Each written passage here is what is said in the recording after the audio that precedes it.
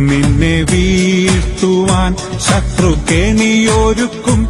വീഴ്ച കാണുവാനവൻ പതിയിരിക്കും. ബലവാനവൻ നിന്നെ പിടിച്ചതിനാൽ ബലമേറും ഗോപുരമതിലണയും. നിന്റെ ശത്രുവിൻ തല തകർത്തതിനാൽ ക്രൂശിൻ ശക്തിയാൽ ജയം ലഭിച്ചതിനാൽ.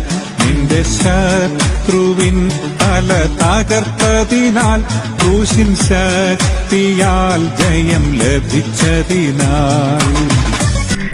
നന്മ പ്രാപിക്കും, തിന്മ തൊടുകയില്ല. നിന്റെ യാത്രയിൽ ഖേദം വരികയില്ല.